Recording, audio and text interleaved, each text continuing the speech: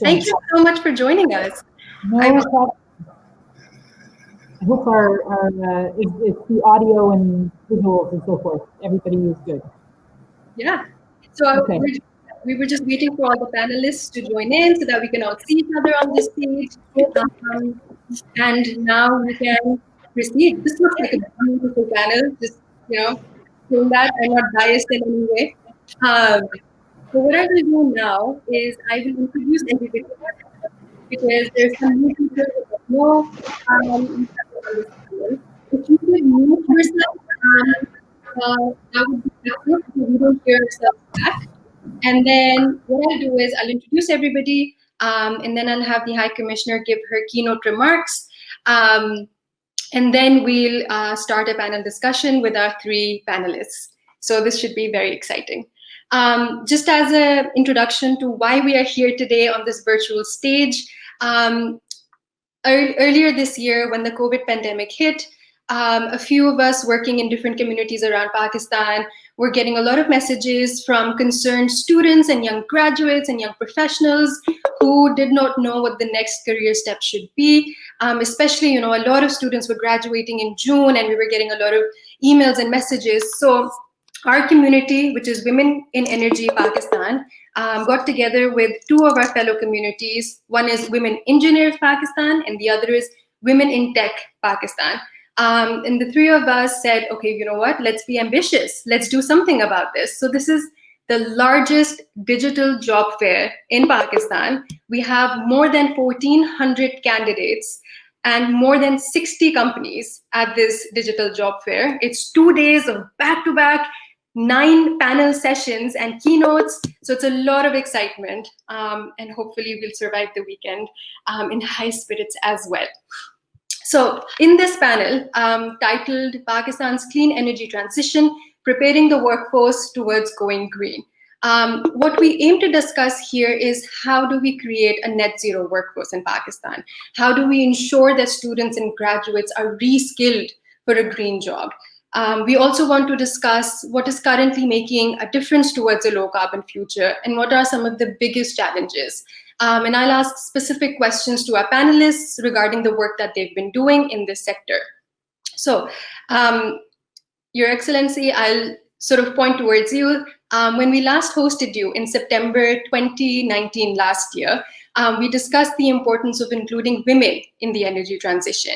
I remember that you mentioned how Canada has a feminist foreign policy, and that stuck with a lot of us since. So today we're hosting expert female voices in the climate and clean energy sector in Pakistan to share more on what an energy transition for Pakistan can look like. So I'll want to dig deeper into what job opportunities exist now and what critical skills can our youth seek to develop to be a leading force for this. So with that, I will hand over the stage to you for your keynote. Great. Thank you so very much for the opportunity to be here today. And I'm looking only at the wonderful panelists and really looking forward to hearing from you, but also very conscious that we have, I gather, many, many people online as well. And it's I think if we've learned anything from the last sort of 9 months of the COVID-inspired world, is that we have found new ways to connect with one another, to listen to one another, to learn from one another, and that the STEM world, the science and technology world, is something that can really bring a benefit. Every crisis brings opportunity, and so the opportunity we've had in this particular world is to figure out how we can engage with one another a little bit more easily than physically traveling around, which is also the importance of clean and green in Pakistan is the phrase that's often used, but a climate-friendly world. I was so excited to be part of this because I think that there is a great future for all young people, frankly, but particularly women and girls as they look forward to careers in STEM, in these non-traditional areas that women have not been well represented in for many years, traditionally at all. And the confluence of climate and environment awareness and the importance of addressing environmental issues and the importance of transforming our economy which at the same time, the new areas in which, so what does a green economy look like? What do green opportunities look like? And the opportunity to get women involved in these areas, I think, is really exciting. So this is the place to be right now for all of the employers that are online. Look to the talent that's available in the female population, young population, and for all of the women out there that are looking for opportunities in this particular field. I think you are absolutely online. As a history and political science graduate myself, I think if I had to go back 40 years or so to my own schooling, I'd be looking at how do I get involved in a green economy? How do I contribute to a green economy? So this is tremendously important. I think that I always have to do sort of my thinking about the Canada-Pakistan nexus to all of this. And I'm really excited that today, and in fact, one of our panelists is an active participant in this area, but Canada and Pakistan are really working together well, I think, on a green transformation, on a green climate and green economy. We are co-chairing at the moment the Green Climate Fund Board of Governors that is looking at how to use some of the international financing available to help developing countries transform their economies into a green economy. Nauman Bashir Bhatti is the co-chair of this particular board with a Canadian, Sue Sosbo, who is one of my colleagues from our Global Affairs department back in Ottawa, our Foreign Ministry. And together they have really been leading the charge for the last year in looking how to use international financing to support the green economy.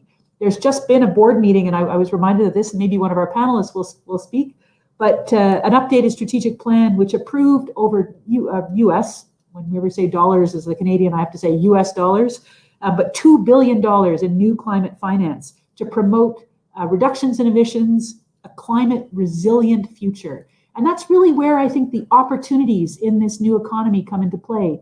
Where do people, women, girls, young men, people currently in the STEM environment, where can they focus their attention to ensure that we have a greener future? A country like Pakistan, and I think many people will have said this, many people more will be saying this, is that it is a country that is one of the ones in the world that is most impacted by climate change. And it's impacted by the emissions that have been created by developing countries over the years. It also is impacted by emissions and unfriendly climate policies that are practiced currently within Pakistan itself. Adaptation and resilience, I've said, they are the key to moving the economy forward. And that is across all sectors. STEM in particular has the role to play, but every sector of the economy, whether it is entrepreneurial, trading, commerce, agriculture, forestry, water, manufacturing, all have to be transformed with a view to how do we control emissions, how do we reduce the amount of waste, how do we adapt business practices to be greener. In Pakistan, the energy sector, and we're, women in energy are the critical piece here. The energy sector is Pakistan's largest source of global greenhouse gas emissions. 43% of the emissions from Pakistan, which is a fraction of the global total still, but for Pakistan, 43% come from the energy sector. And the growth in the demand for energy is coincidence with the growth in emissions. There have been new coal plants coming online in Pakistan. But at the same time, I think the government of Pakistan, and we've been watching and talking to people about this, we in the diplomatic community in Canada, is cognizant of the fact that renewable energy sources, clean energy, is the way to grow Pakistan's economy.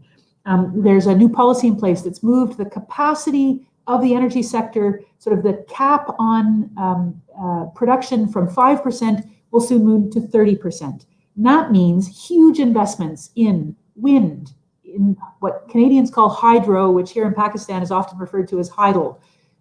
Ideally in local generation, micro hydro projects, in the investment in new transmission capacity and more efficient transmission capacity to reduce waste, to more efficient distribution networks. So moving energy from source, from generation across large areas, and which in Pakistan, like Canada, you have to move the development of the production of energy long distances in order to get it to the people who need it, and often in remote and rural communities, and then distribute it in a way that incents efficient usage, which means efficient payment methods. So really the opportunities for STEM and in energy is across the board, from planning and design and project management and engineering, very hard technical skills, very what we call the soft skills, the communications, so that people in Pakistan understand the value in conservation, efficient usage, and others.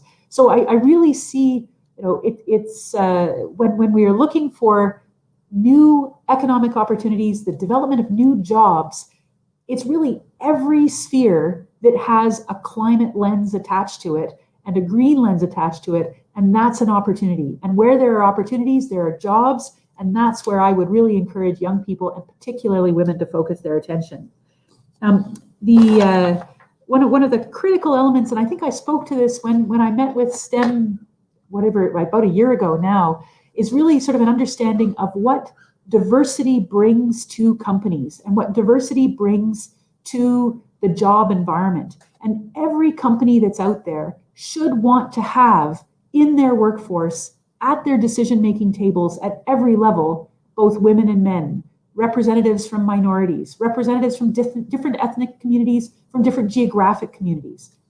This makes business better. There is no question that if you have a representation of a diversity of opinion when policies are being developed, when business strategies are being developed, when business decisions are being made, that they will be better decisions, better strategies, better policies. And that's something that I really think that in Pakistan, like in Canada and around the world, but particularly here where there's been an absence of diversity at the table, that's one of the key drivers for growth and for development. And so again, I speak to the employers that are out there. When you are looking at the people you're hiring, if you are presented with a diversity of candidates who are equally qualified, and in many cases, they will be better, the diverse candidates will be better qualified, better capable, because they've had to work so much harder to get to the point where they're submitting their CV to you, that you should really think about taking a good look at those CVs and bringing them to the table. We try to do this in the Canadian government. We have specific policies with respect to diversity and inclusion. We don't always get them right. It's taken us a long time to get here, but we're very conscious of it now. Even as an employer here in Pakistan, as I'm looking at opportunities, very small numbers in my High Commission, I'm really pushing my human resources section to think about how do we incent diverse candidates to get their applications in so that we have an opportunity to look across the wealth of talent that exists and get these people to the table. And it's not about taking less qualified candidates. It's about recognizing that qualifications can come from different areas, that the path to success can often be varied depending on where a candidate comes from, and it's about giving them the opportunity to succeed. I spoke when I was with you the last time about a particular initiative that Canada has launched with a number of other countries to get women into non-traditional areas, STEM in particular, and that's the Equal by 30 campaign.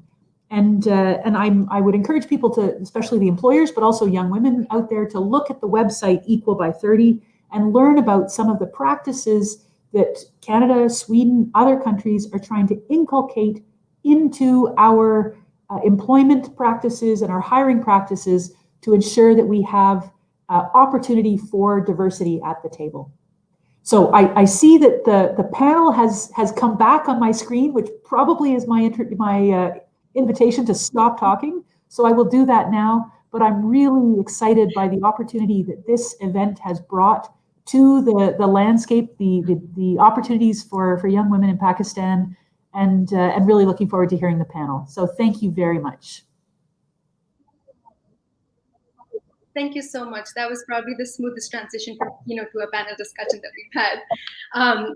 It's always such a pleasure to listen to your Keynote, and this is my third time, and it's always so much inspiring messages from your Keynote. So while you're here, I would like to introduce our amazing panelists. So I'll start with Sobiah Becker. Sobiah Becker is a climate change specialist. Her expertise lies in the areas of climate, energy, sustainable development, in creating partnerships and platforms for action, in driving favorable outcomes through policy and programmatic interventions. She's led initiatives in climate risk management, bringing climate risk microinsurance to market in several countries. She serves public policymakers and private sector stakeholders in defining and implementing adaptation and mitigation strategies for growth in carbon-constrained economies, as well as facilitating public and private stakeholders to implement these strategies that drive favorable outcomes. Currently, she serves as climate change advisor to the Foreign and Commonwealth Development Organization. Moving on to the next panelist, we have Kashmala Kakakhel. She's a climate finance specialist and also a member of the Prime Minister's Strategic Reform Unit. Kashmala has 14 years of experience of working with governments and development partners in Afghanistan, Bangladesh, Malawi, Kenya, Mexico, Myanmar, Nepal, and Pakistan. I didn't want to leave out all the countries, so I kept them in the bio.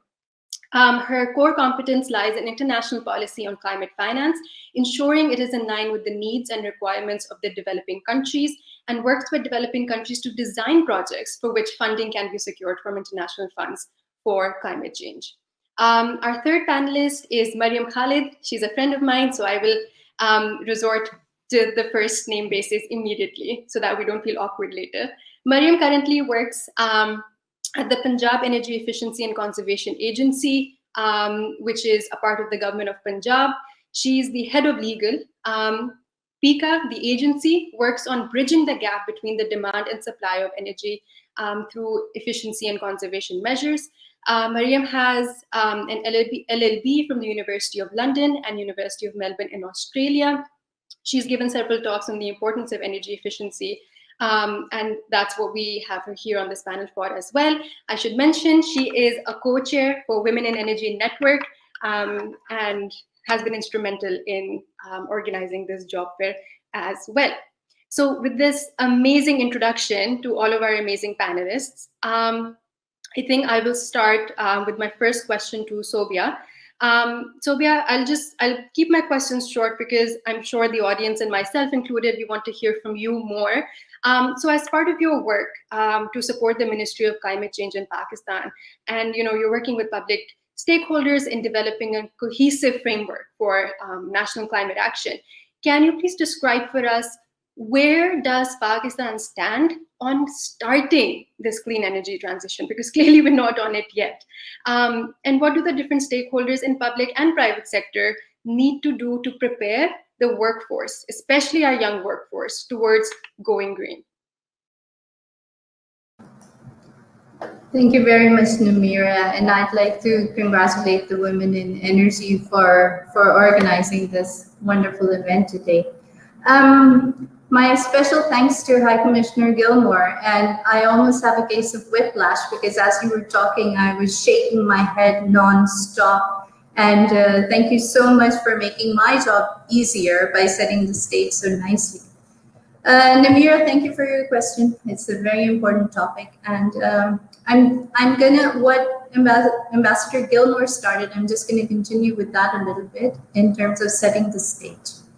So we know that Pakistan is one of the top 10 countries that's most affected by climate change. And we see these negative impacts in the floods of Karachi, in the destruction of our crops by locusts. We see it in the rate at which Pakistan is desertifying and the rate at which entire species are being lost. So we are seeing climate change impacts reflected across the entire spectrum of our existence. And above all, the corona pandemic is now telling us that we need to fundamentally shift how we live, eat, and grow if we are to survive as a species. So 2020 has been a critical year all around as we struggle to contain this climate emergency.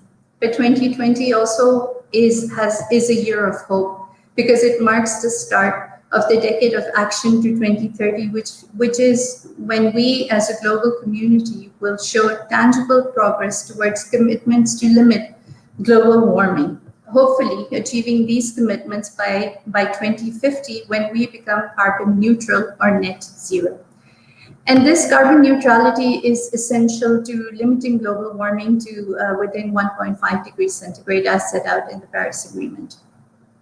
There is an urgent need to to minimize our carbon footprint. So we need to decarbonize our systems, all systems. And the biggest system that should be decarbonized as a priority is our energy system. The rate of decarbonization depends upon what prominence is given to new renewable energy sources, the clean energy that you have been talking about, as well as energy efficiency. So as High Commissioner Gilmour was saying, our projections show that if the demand for energy keeps growing at the pace it has been, then by 2030, greenhouse gas emissions from the energy sector alone are going to grow to 898 million tons of carbon dioxide by 2030, and this will increase to 2,685 metric tons of carbon dioxide by 2050. And this obviously will have disastrous implications for the societies as well as for the systems that we live in. So the message is we have to decarbonize and we have to decarbonize fast. You asked what the transition to clean green energy is going to look like. So clean energy is energy that uses renewable, replenishable sources to generate energy that does not emit more greenhouse gases or pollutants that harm the planet. And in line with its international climate goals, Pakistan is committed to increasing the share of renewable energy sources by 30% till 2030. So often when we think of clean energy, our thoughts go to solar, it goes to hydro or hydel. And here I would also like to stress that the efficiency of energy usage is just as important from a climate change perspective. So I'm very happy to see Marium also be a part of this panel. What do public and private stakeholders need to do?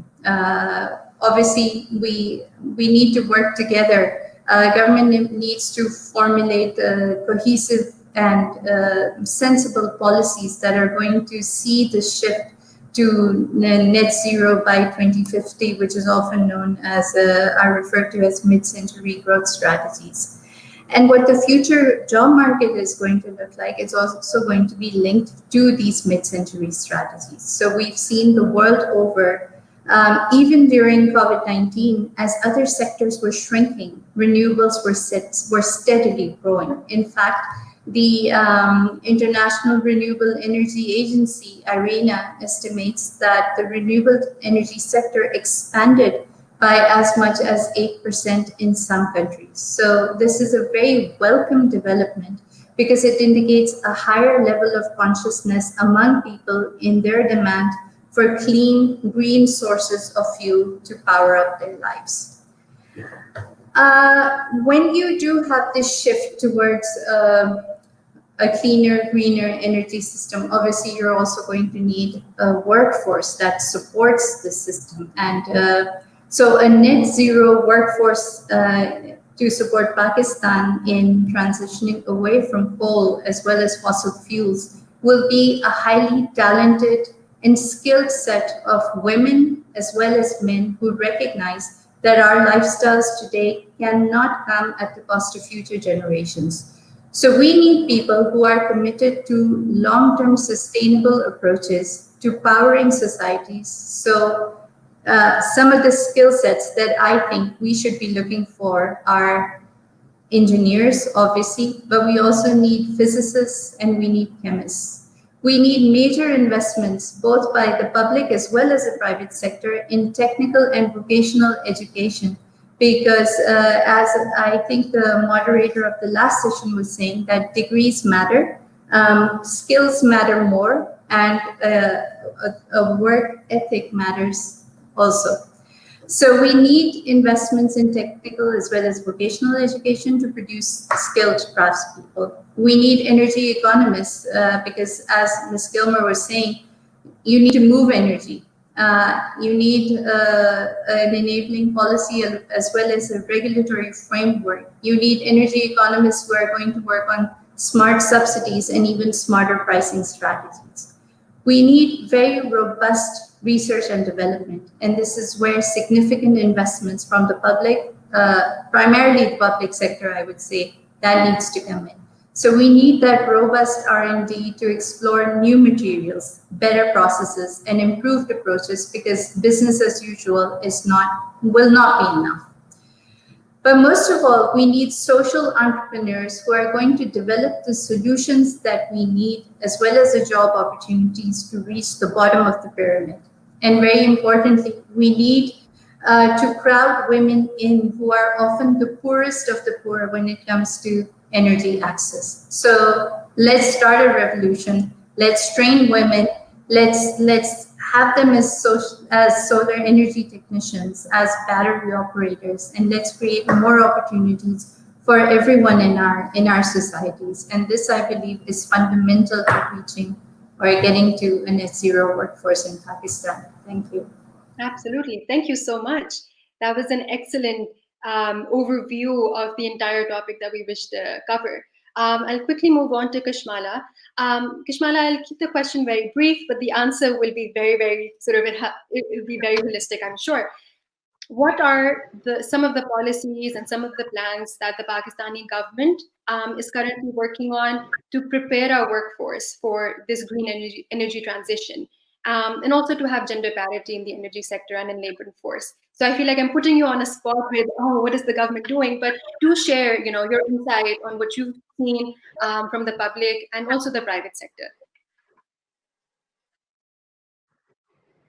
Thank you. Thank you very much for having me, Nameerah. And it's great having such amazing women on the panel. It's great to be able to share and add my voice to the conversation that we're having over here.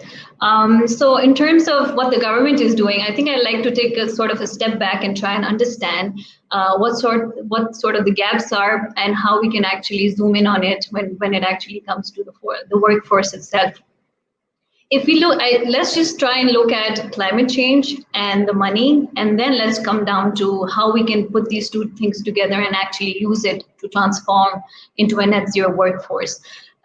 What I have seen consistently, I've been working in the climate change sphere for over 13 years now, and what I've seen consistently, the space that developing countries generally miss out on when we talk about climate change internationally, and then of course when we absorb that and talk about it domestically, we just are fixated with talking about floods, disasters, adaptation, resilience, which is absolutely important. And that's the area we should be focusing on because it's a real challenge and we need to be able to respond to it. But then there's this whole world out there within the climate change sphere, which talks about mitigation, primarily reducing the impacts of climate change, which is reducing emissions and hence moving towards transitioning towards a completely different economy. And we somehow miss that entire sector, the entire space or the entire conversation that's happening globally on the mitigation part of things. And Pakistan has consistently been missing that piece. We're trying to fix things domestically without realizing there is help out there, there is technology out there, and most importantly, there are finances out there that can actually help us leapfrog and change and transform the way we do business and the way we generate and the way we look at energy efficiency and all those elements, whether it's our agriculture, whether it's our transport sector, whether it's energy generation in general. We actually have access to facilities that are available internationally that we do need to tap into. Of course, there's competitive funds, and the High Commissioner spoke about the Green Climate Fund, and we've had the privilege of co-chairing together with Canada. It's been amazing with Sue and her team. And there's so much that we've been able to understand around the fact that, yes, there is money out there, but at the same time, what are the challenges? And primarily, one is the mindset, which I just explained, which is really about the climate change money out there is not just really about dikes and floods and early warning systems, which is great and which is exactly what countries need. But at the same time, it's also there to help you transform your economy to a low carbon economy. And for that, the primary challenge that we're constantly facing as a country, and we're constantly that I'm trying to have a conversation around, is really the access of it. How do you actually access these funds that are available? And then how do you engage women? How do you engage the entrepreneurs? How do you engage the young people out there? We know there's a massive movement in Pakistan where people like to set up their own. We have young entrepreneurs, they're going out there, they have great ideas. There's lots that they want to do. We have these amazing incubation centers that I normally visit and have excellent chats with these young people. They have great ideas, but then ideas also need resources. So there is a world out there. There's this although limited, hence it's competitive, and then you have to be in a global sphere to be able to compete for it. But at the same time, the ideas are good enough to put on an international level to be able to access those funding opportunities that we have available. So from that perspective, the space that we need to, and an area that I've constantly been engaging with the youth on is, let's try and look at what the access challenges are, and let's try and bit by bit address those, so that we are able as a generation to move forward and help the country leapfrog into a situation where we are not leaving anyone behind. We're transitioning in a way that, with the new skill set which you acquire through time, is able to move everybody together. And needless to say, women, the fact that you look at some of these studies that even, say, for example, the UK is doing, they've committed to go to a net zero by 2050. So very clear on that account. They have a timeline there, and they've also identified the areas that they need to move into, whether it's the e-vehicles, how they have to improve their homes, and how they're supposed to use heating solutions in their homes, etc. So all of that is clear. And within that, they've also identified that 400,000 jobs is what they need to actually move from where they are right now to be able to move to their net zero target. Even in Pakistan, we have a target, Sobiah mentioned, and then the High Commissioner also referred to the policy that we have now in hand. By 2030, we need to go 30% renewable. So the target is clear. How do you break that down in terms of what is it that you need to do specifically, and then you break that down into what sort of skill set you actually need to be able to actually achieve that target. So target alone, the government has set. It has also given it has also tried to give an enabling environment where they're allowing technology transfer. They're reducing. So, for example, there's no tariffs on import of equipment, etc. So they are creating that environment for people now. But it's up to now the private sector to actually tap in and use or change the way some of the skill sets that they already have to be able to work in an industry that is now opening up in a big way in Pakistan. Excellent. Thank you so much. Using everything that Sobiah and also Kashmala have said, Marium, I'm going to pose the next question to you. Yours is slightly different, so we'll add more sort of angle and nuance to the conversation. From your experience of working in Punjab, and especially for an organization dedicated to be working on energy efficiency and conservation, would you say that this is still a very nascent sector in Pakistan? And most importantly, what kind of jobs will be created when energy efficiency picks up more in Pakistan? And what are some of the entry points for women in particular in the energy sector, energy efficiency sector? Marium, you are on mute. Thank you very much, Nameerah, for having me on this panel. As you absolutely said, energy efficiency is still a very nascent area. And as a female working in this sector, also from a non-STEM background, I will let you know what my first reaction was when I was joining this industry. I honestly thought, what is so fancy about tweaking your lights and bulbs? Really, what could this possibly mean for a lawyer? And then I realized, as we look at energy transition, we're not just looking at engineers, we're looking at a whole workforce, which is full of policymakers and financial specialists and lawyers. So when I entered this, I realized we can add as much supply as we want to our energy mix, but if we don't change the way we use energy and the way we consume energy, we will not be able to meet the targets that we have promised under the Paris Agreement. Now, I want to highlight a little bit of what we exactly mean when we're talking about energy efficiency and the kind of jobs this would entail. We are making a lot of changes when it comes to standards for appliances. We're making a lot of changes to building codes. Because we've discovered that 40% of your energy consumption is because of intensive buildings. Then we have been making changes for electric vehicles and for transport, because they're also, again, a very high consumer of energy and electricity. So the kind of jobs that we look at this sector in the future are there for not just engineers, but for lawyers and policymakers as well. And especially for energy auditors and managers, because the first step to an energy efficiency improvement starts off with conducting an audit. And to basically discover how and where is your energy being leaked. But one other thing that I wanted to speak to, and I know this is something we've spoken about before as well, it's almost impossible to speak of an energy transition and not talk about climate smart mining.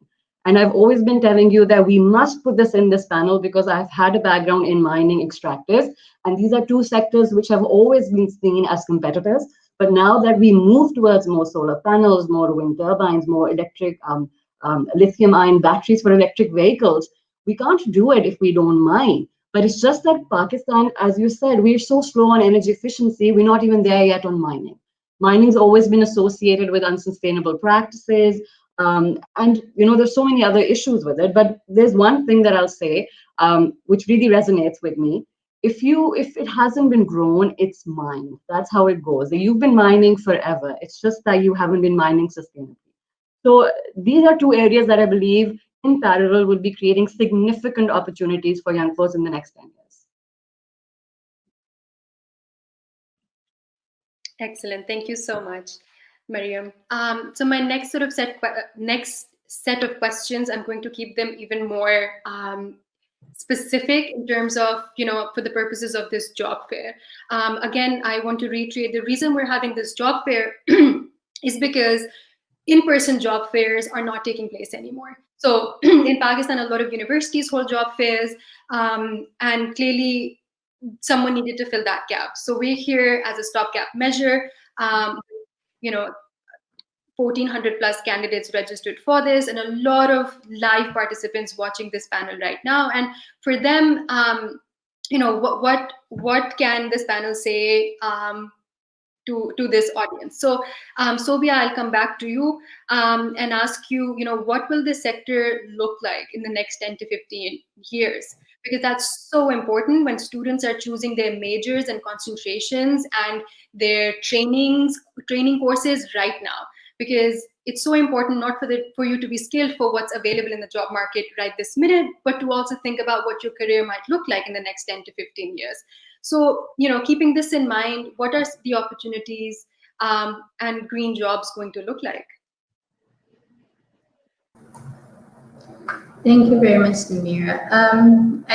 I touched upon this question in a manner of speaking in my introduction already, but I think that as we see the share of renewables growing in the energy mix, as we see greater applications of solar technologies, clearly we're going to need a very strong engineering base. And there are often times that I say to anybody who cares to listen, because I feel quite strongly about this, is that if it were up to me, I would have schools that really concentrate on the natural sciences, on mathematics and economics and the other subjects that you need to get, because we need to build this workforce that has all of these technical skills that they need in order to deliver what has been promised by 2030 and later. We're going to need engineers. We are going to need, in addition to engineers, we're going to need technicians, and we're going to need skilled tradespeople who can handle these technologies. So on the one side, to complement what the engineers are doing, you're going to need people on the ground who are actually able to manage the functioning of these technologies on a day-to-day basis. So I made reference already to, for example, solar technicians, battery operators, and these are also vocations that are ideal for women. Even women who come from, who don't have a lot by way of formal education, nevertheless, they can be trained. And this has been shown around the world, where you have organizations like Solar Mama in Africa, and you also have many such examples that are closer to home. I referred also a little bit to how women are usually the poorest of the poor when it comes to energy access issues. And this will also address some of those issues. It will allow these women, underprivileged women, to be able to elevate their ranks. Because what we're looking at when we look at Pakistan's population is that and I also refer to the bottom of the pyramid in my opening remarks, is that you don't have a barrel-shaped population like you do, for example, in in South Asia or so, you have more of a triangular population. So while we do have fortunate people who go on to universities, but we also have a very large population who is, if they're lucky, able to go to high school, or they might drop out before that. So it's important to develop that technical base, keeping in view the skills and the literacy levels that are already present. We've spoken about economists, so we also need energy economists, and I'm saying specifically energy economists because we're talking about transitioning to green energy right now. As Marium said, we speaking about energy efficiency, and this is a topic that's very close to my heart because when I started my career in energy back in 2007, these were exactly the type of conversations we were having. So you're going to need architects who are familiar with energy efficiency, building designs, who are willing to invest in that. We need research and developers who are willing to explore alternate building materials as well as new approaches. And we're going to need a strong quality assurance aspect as well. So you need people trained in that. And also, as Marium rightly pointed out, you can only manage what you can measure. So you need these energy managers, you need the energy service providers, etc. These are some of the skill sets that we need. And this is not to say that these are emerging areas or professions. They are already there, but I think more emphasis needs to be put on them. Just as importantly, and also linking back to what Kashmala was saying, the National Grid Report has, in the UK, has said that yes, we need 400,000 people at least for UK's net zero workforce. Unfortunately, we don't have these type of projections for Pakistan as yet. Pakistan also at this point in time does not have a mid-century net zero strategy. So this is something that we do need to work towards. But very importantly, for women who are either in the workforce right now and who are or who will be joining the workforce, we need to create enabling environments for them. Because I think the biggest tragedy is that a person goes to university, works very, very hard, and then either gets married and is unable to work, or leaves for parenting reasons and is unable to rejoin the workforce because either the employer didn't offer the enabling environment which allows her to nurture a family and be able to work. So we spoke a little bit about the importance of diversity and inclusion, but we also need to talk about the sustainability of employment as far as women are concerned, because that is still a gap. I think I'll stop here. I'll come back. Thank you. Thank you so much. No, I love that you spoke about enabling environment, because no matter how much we work on getting more women in the sector, we work on recruitment policies, we work on quotas, government has them, private sector has them. If you don't retain and develop your talent, every next level of the career path, you see more women dropping down and you see a pyramid-shaped workforce. So the next level, you will see fewer and fewer women as leaders in the sector. And that's what Women in Energy as a network seeks to work on, not just to get more women in the energy sector, but to actually have women leaders in the wider energy sector. So as part of in creating this enabling environment, one of the newest projects or tasks that we've taken on as a network is actually working with a private sector solar company based out of Lahore on creating an industry standard HR policy for them. So it's a sort of a new company, came out 5 to 6 years ago, and there are lots of solar companies in Pakistan now, local ones. And because they're small and new and they're ambitious and they're growing, young CEOs, driven employees, this is the perfect sort of set of male champions to work with to have these enabling environments. So I'm so pleased to share that we've created the first sort of gender inclusive HR policy with this company that we now actually want to have as a blueprint for all the other companies in Pakistan to employ within their companies. And the second sort of activity that we're working on that I'm going to ask Marium to also elaborate on is training female engineers already in the sector on solar PV installation, as an example.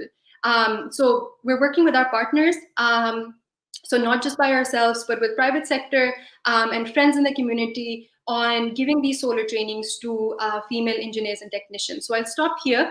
I'll pose my first question to Kashmala, and Marium, I've already sort of set the question for you. And I'll have, as soon as Kashmala ends, then Marium, please feel free to take the stage. So Kashmala, my question to you is, what role can government policies play in achieving gender parity in the workforce? Because we're talking about the youth, but also gender at the same time. So just sort of, drilling back on the same question that I'm asking in different words, but just trying to get more from you about, what can government policies do for this? Thank you.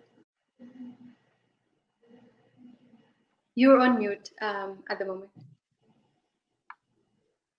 Sorry about that. So Nameerah, I think the first thing that the government ought to do in a best case scenario is actually look at the blueprint that you're talking about, that you've actually put together, and start from there. It's really about looking at where you start fixing things from the get-go, right? We try and avoid reaching a pyramid.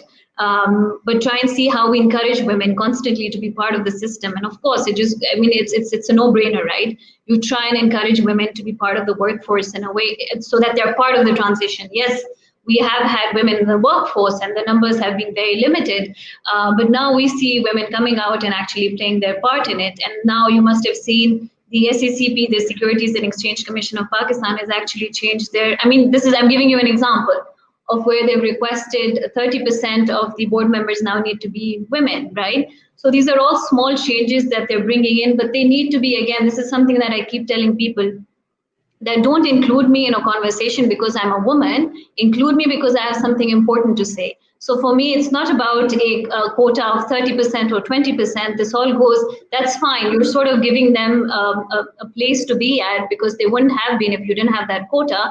But at the same time, for me to continue, it has to be because you have to listen to me, not just because I have to be there. So there definitely is a mind shift. It's less of a policy. Yes, of course, there's policies and all those things, but unless and until you have the mind shift where you say, yes, women are, 50% of your population is women. And so if you're able to hone them properly, you're able to give them the right access to the information so that they skill well, and then they actually come and contribute to the industry, and then they go up the ladder to be part of the decision-making processes.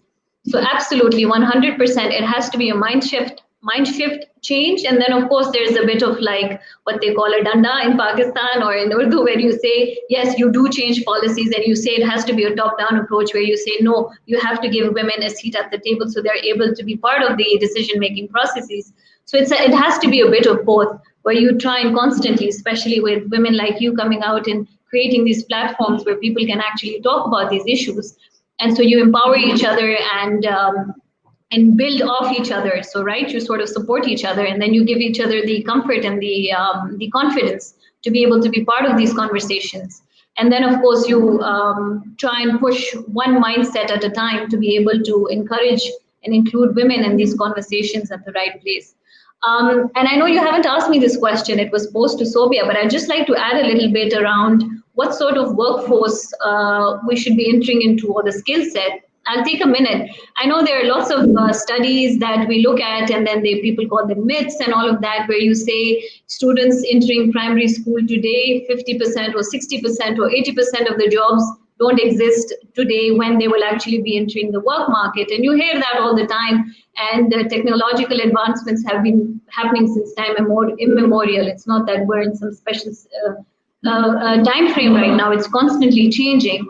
So to actually say, look, today at this point, this is the degree or this is the skill that you need to actually look into so that you have job security 5, 6, 7 years down the line will be difficult.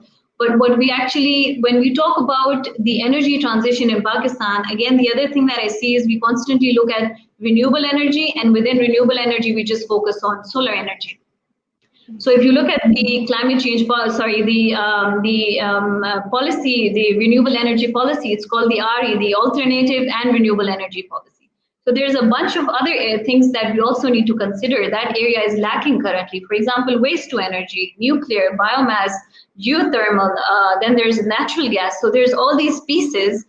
Wind I won't even touch because that we sort of put together with renewable energy. When we talk about renewable energy, we primarily talk about the sun, and then wind, Pakistan. We can talk about the merits and demerits of actually looking at wind energy in Pakistan separately. But again, we need to try and get more people to be involved or understand about alternative energy and the opportunities that may exist over there if we have more people focusing on that. Yes, of course, the efficiency needs to be looked into. Yes, of course, the resourcing, the financing needs to be looked into.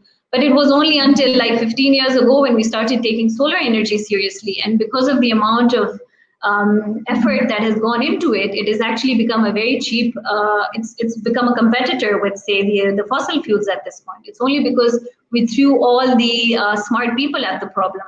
So if we try and do the same with other sources of energy, we might be in a much better place than we are right now. Thank you.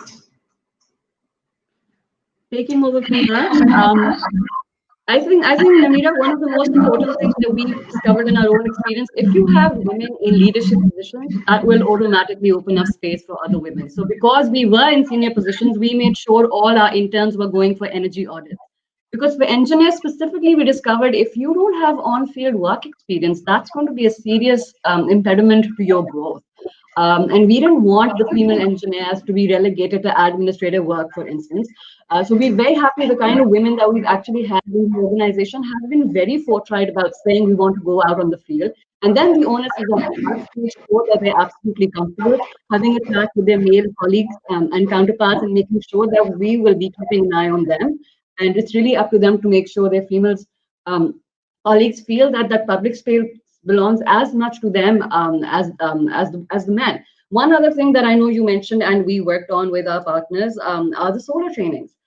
Because one of the other panelists has mentioned earlier on that solar industry has such a remarkable role for women to play, especially for residential solar. Because in rural areas, culture is such that men are very hesitant about other men coming into your household. So if you actually have female engineers penetrating these markets, that will be a win-win situation. So I believe this is something that we really looked into. And as an organization, I'm proud that we've managed to ensure that we've brought in gender parity. Excellent. Thank you so much. This has been amazing. And, as all moderators say, but I genuinely also believe it that I wish this conversation could go on for at least an hour or two more.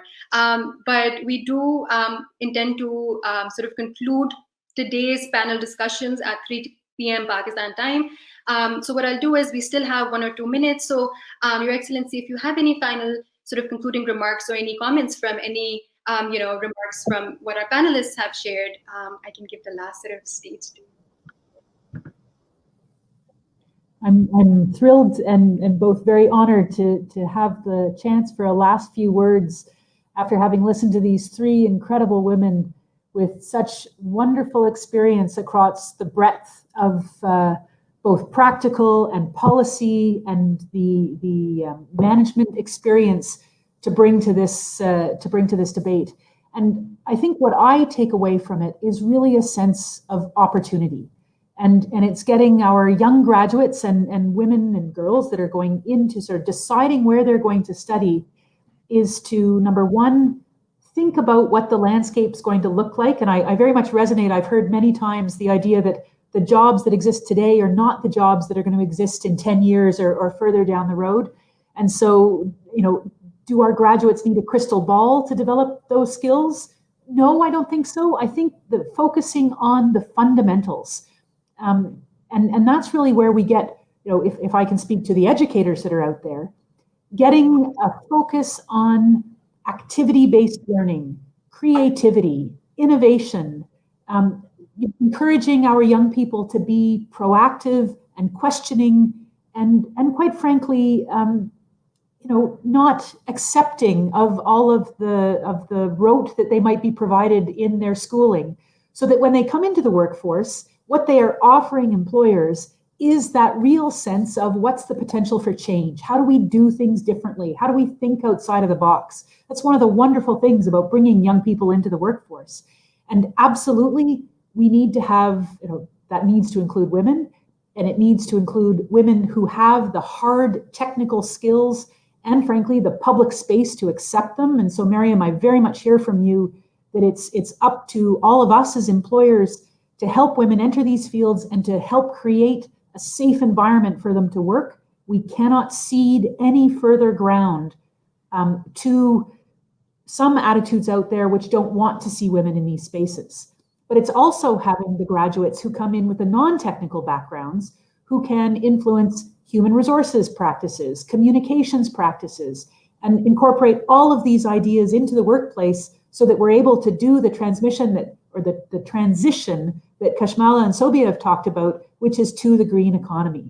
So I'm just thrilled to have been able to participate today. Loved hearing from these wonderful panelists. Look forward to connecting with you here in Pakistan and having a chance to carry the dialogue further onward. And wish you the very best for the STEM Forward job fair for the course of the rest of the panel. Thank you so much. And with these amazing words, I will take the opportunity to end today's panel discussions. For all the audience that is tuning into us, please, I have two quick notes for you. One is we have active networking happening at our expo, which is currently taking place. There are a lot of companies there, 60 plus exhibitors. Some of them are actively and currently hiring. So do go to the expo, but also network amongst each other and with these company representatives. You may not know, another candidate like yourself may have an insight that might help with your resume or with your interview skills. So take both opportunities of the expo as well as the networking. And with that, thank you so much and see you all tomorrow morning. Before I exit also, we have a special dedicated session starting at 3:30 by Contour. So those of you who are interested, do watch and come back at 3:30. But otherwise, see you all tomorrow morning. And thank you so much for today.